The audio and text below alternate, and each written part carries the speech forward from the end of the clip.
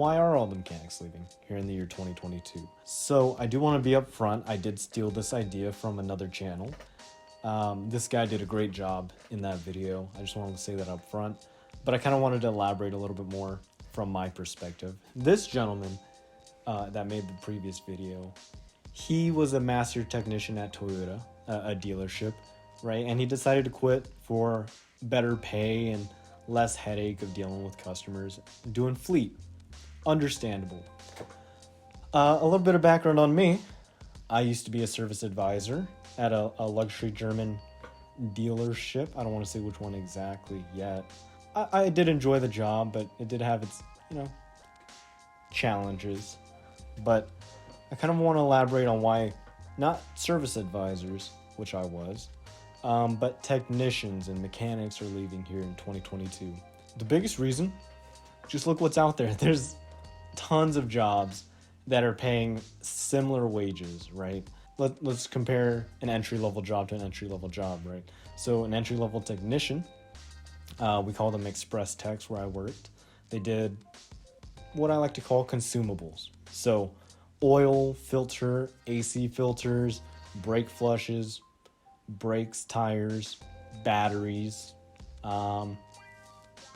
things that wear out. Whereas mainline technicians, they deal with a lot more diagnostics and things that shouldn't, wear out.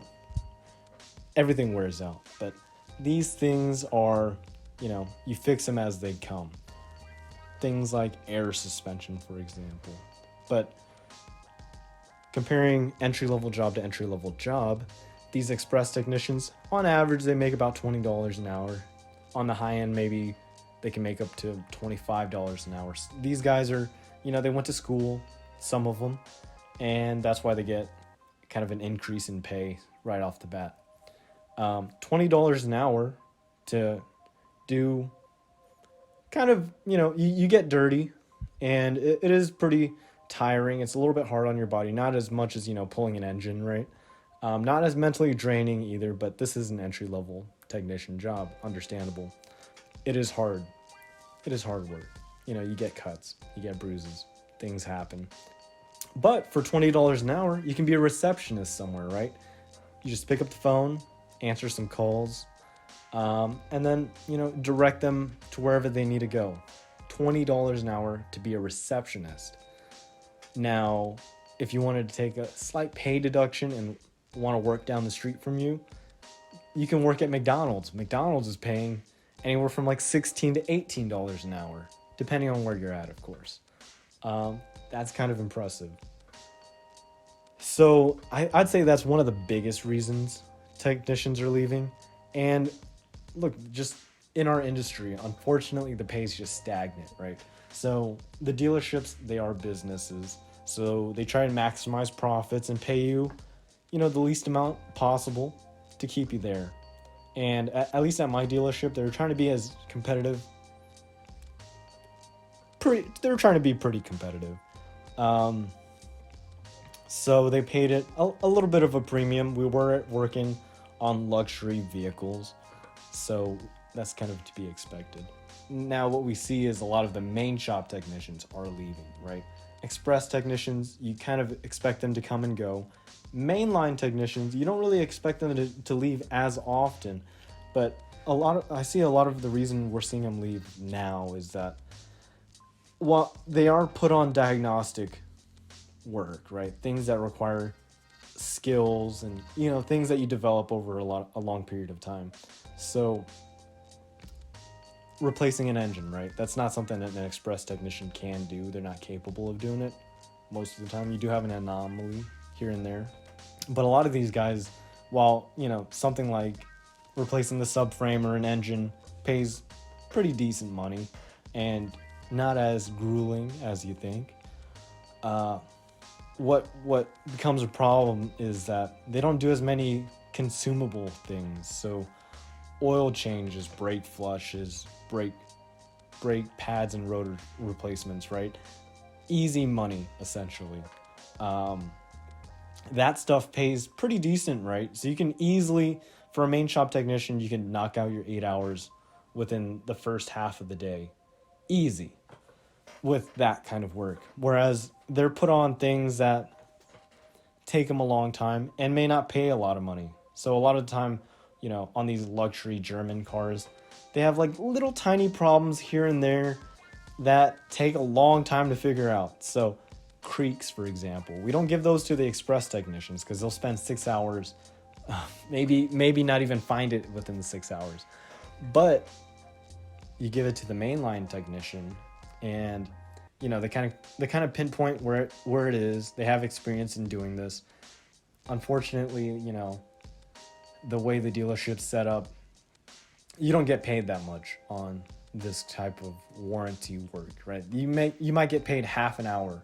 So while they may make $50 an hour, they spent 6 hours on this, finding out where the creak is, this sound in the car. They may had to pull out the dashboard, and on some of these cars it takes 6 hours. They don't get paid for 6 hours. They get paid for half an hour to fix it, right? To put sometimes felt tape or insulate that part and then put everything back together. They make half an hour. So basically half their day's gone. They only made half an hour for the day, or that half day, which is terrible. So that's just how it is. They don't get paid a whole lot for what they have to do and their knowledge and skills. And I think what they're realizing is there's a lot of options out there. The next thing comes down to the managers, right? Managers are kind of hit or miss, but their job is to kind of facilitate a healthy work environment. And that healthy work environment kind of determines whether or not these people are willing to pay or stay for that amount of, money. And a lot of the times, the managers here at these dealerships, they either came from sales or they were service advisors. A lot of them never, worked on a car in their lives. Though I could say the opposite for mine. I believe they were technicians in the past, a while ago, and they do keep updated on what's going on the vehicle. So they're probably more than capable of doing that. But I can't say that for all service advisors. Service managers. A lot of them came from service advisors, and a lot of service advisors, they never went to school. They don't know what they're talking about. So a couple of the guys that I worked with, they had no idea how to work on a car. So how are they supposed to relate to the technicians, and how are they supposed to kind of facilitate a nice work environment for them if they've never done it? So I think that's a big reason why a lot of technicians end up leaving as well, just management. And I want to say the last part would be the customers. Everyone hates retail. Everyone hates customer service. Customers are the worst part of a lot of the jobs. I personally had a lot of good customers. We built a good relationship, and that's kind of what the dealership I worked at was like. They wanted to maintain a healthy relationship between customers and the dealership, kind of build that trust between us. Because a lot of the times, you go to a shady mechanic or even a dealership and they fuck you over. It's just how it is. So a lot of other luxury dealerships, their customers ended up coming to us because they trusted us. And we're the individuals that have to talk to them and kind of convey what's wrong with their vehicle. So I did my best personally to be as honest with them, kind of give them an accurate estimate on how much everything's going to be. I didn't want to try and bend them over. I wasn't really in for the money. I made all right money. But customers, unfortunately, I'd say 40% of the time, they're the worst part of your day. While we're here trying to fix your car, they're coming in with the expectation that we're supposed to fix them. We're not a therapist. We work on cars. And so an example, right? Someone comes in, they have a check engine light. They're like, hey, can you just plug this into your computer and tell me what's wrong with it? Well, no, we can't, sir. And they're just shocked. Why can't you just do that? And they get hysterical. And the reason is, these computers, they're not free, first of all. These are $15,000 computers that we hook up to your car and try and figure out what's wrong with it. Second thing is, those technicians, a lot of the times they're working on something, right? So we try and be as productive as possible, trying to feed them as much, as we can. So we're giving them brake jobs and oil changes, trying to push out work. But we can't just take them and put them on this car with a check engine light. That's not something an express technician can do. So we'd be pulling them away from a big job in order to do this tiny little thing that the customer doesn't want to pay for. And then they get shocked, like, why are you charging $200 to diagnose it? First of all, that technician, you're paying a highly skilled technician to kind of figure out what's wrong with your vehicle. You can't do that at AutoZone. If you wanted to just run the codes, take it to AutoZone. Those guys get paid by the hour to do that. I wanted to elaborate a little bit on why a lot of technicians are leaving. Now, for the future, I do see less technicians and more kind of like software engineers, because with the kind of evolution of cars, we're all moving to electric vehicles. What is there to work on now? You don't change the coolant for 10, maybe 12 years. Brake flushes every 2 years. Brakes maybe anywhere from 2 to 5 years, depending on how you drive. Tires, of course, right? Tires don't go out every year. Usually you want to, depending on the car, on these higher end luxury vehicles, you tend to see them last anywhere from 10,000 on the like a high end sports car like a GT, all the way up to 30,000 mile on an economy car with less horsepower.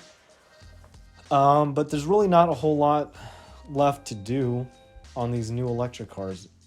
But we do see there's a lot of issues, a lot of programming that you have to redo because they're all based off of an electronic system.